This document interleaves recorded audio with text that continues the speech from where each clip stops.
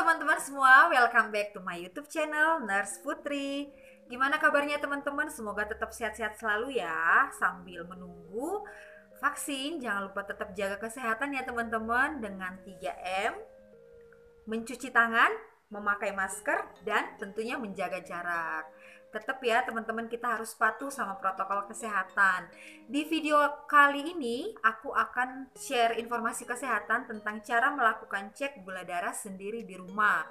Kenapa? Karena mungkin banyak dari keluarga kita, orang-orang terdekat kita yang takut memeriksakan diri ke rumah sakit untuk mengurangi infeksi atau paparan dari sana. Memang kalau kondisinya tidak urgent atau tidak gawat darurat, ya mau tidak mau melakukan perawatannya di rumah. Tapi kalau misalnya kondisi yang urgent, gawat darurat, memang harus langsung dibawa ke rumah sakit. Kondisi pandemi sekarang ini memang menuntut kita untuk bisa melakukan perawatan mandiri di rumah. Jadi, kali ini aku mau berbagi informasi tentang cara melakukan cek gula darah sendiri di rumah. Penasaran? Sebelumnya jangan lupa like, komen, dan subscribe YouTube channel aku, Nurse Putri. Oke teman-teman, kali ini aku mau berbagi tentang cara melakukan cek gula darah sendiri di rumah. Aku pakai alat auto check. Nah, bisa dilihat auto check. Ini salah satu merek ya teman-teman. Banyak kok, ada AkuCheck, ada EasyTouch, banyak. Bisa dilihat ada Nesco juga ya. Tergantung, dan prinsipnya memang sama. Cuman kita harus tahu dulu nih teman, apa sih sebenarnya tujuan manfaat kenapa kita harus melakukan cek gula darah. Yang pertama pastinya supaya kita bisa tahu dong range gula darah kita itu apakah normal atau melebihi normal atau mungkin turun sama sekali, dan itu bisa menjadi alarm bagi kita untuk melihat apakah memang ini indikasinya ke penyakit kencing manis atau diabetes mellitus bahasa medisnya. Kemudian yang kedua, ini menjadi monitoring atau untuk mengontrol pasien-pasien dengan penyakit kronik diabetes mellitus ya, atau kencing manis, untuk melihat misalnya dengan perawatan yang sudah dilakukan apakah range gula darah yang mereka dapatkan itu sudah ada perbaikan sama sekali atau masih sama, seperti apa. Jadi untuk kontrol ya, untuk memonitor pasien-pasien yang penyakit gula.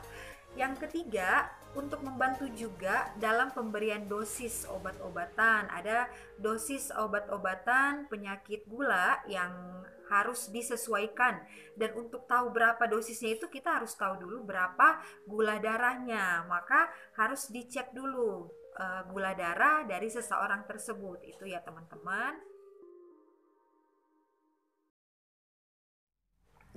Teman-teman, kalau kita bicara tentang gula darah, apa sih sebenarnya gula darah itu? Yang sering kita sebut dengan glukosa. Jadi kalau kita makan nih, kita kan makan karbohidrat.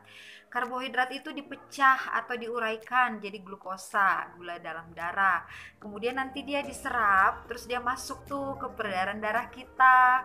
Nah, di dalam peredaran darah kita itu terjadilah metabolisme di sana. Akhirnya gula darah kita meningkat. Nah, di dalam tubuh kita ada sel beta pankreas. Sel beta pankreas itu menghasilkan hormon insulin. Nah, hormon insulin ini yang mengatur kadar gula darah di dalam tubuh kita.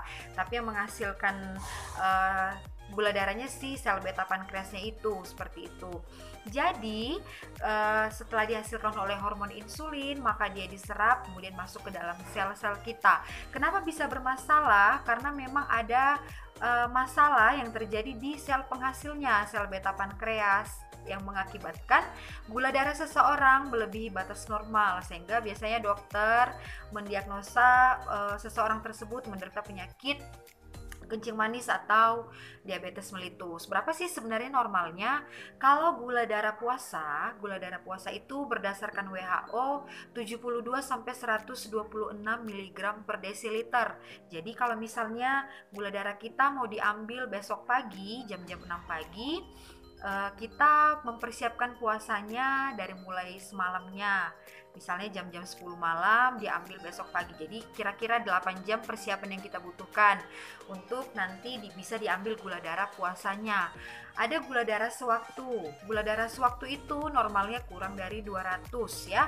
Jadi gula darah sewaktu ini kapanpun batasnya bisa diambil ya. Namanya juga sewaktu.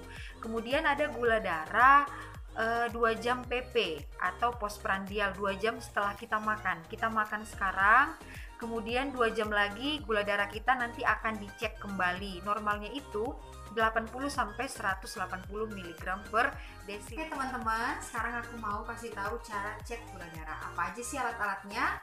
Yang pertama ini alat cek gula darahnya, AutoCheck, kemudian ini strip gula darah. Ini ada expirednya ya, tahun 2022 bulan 3 ya. Kemudian ini ada alkohol swab, terus ini ada lancetnya, kemudian ini ada lancet device ya. Caranya gimana? Ini dimasukkan dulu ke sini, lancetnya dimasukkan ke lancet device-nya, kemudian ini ditarik. Nah ini ya, ini cuman berlaku 1 kali pakai aja ya teman-teman ya. Putar, terus nanti dia ini ada alatnya di bawah, ditarik sampai ngeklik ya. Nanti ini tinggal kita tekan saat mengambil gula darah. Nah kemudian di sini ada frekuensinya ya, 1, 2, 3 ini untuk menunjukkan kedalaman dari masing-masing. Kalau misalnya kulitnya agak tebal, kita bisa buat di 4,5 atau 5. Tapi kalau misalnya yang sedang-sedang aja, bisa di 3,5 atau 4 ya. Terus jangan lupa cuci tangan. Biasanya sih pakai sarung tangan ya teman-teman, pakai sarung tangan. Tapi kalau misalnya keluarga sendiri dan kita yakin tidak ada penyakit, ya yang penting kita udah alkohol swab ya, udah cuci tangan, pakai hand rub. Oke, sekarang caranya adalah ini ya, strip gula darahnya. Terus tadi udah cuci tangan, ini alkohol swabnya dibuka. Nah, ini dia ngambilnya dari ujung-ujung jari ya, atau verifer, ujung-ujung jari di alkohol. Kemudian kita dekatkan alatnya ini ke yang sudah kita alkohol tadi. Ini ya, dijetrekin.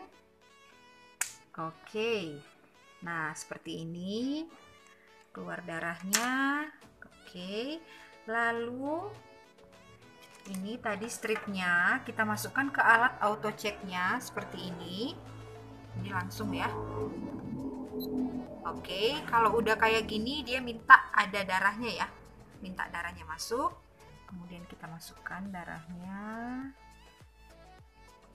sampai memenuhi garis. Nah ini nih, sampai dia bunyi. Terus ini sambil ditunggu ya, sambil ditunggu hasilnya 5 detik. Nah gulanya 103 ya teman-teman. Oke, ini ya, habis itu kita simpan. Ini hanya sekali pakai aja teman-teman, dan juga tadi lancetnya juga langsung kita buang ya, karena ini juga sekali pakai. Udah.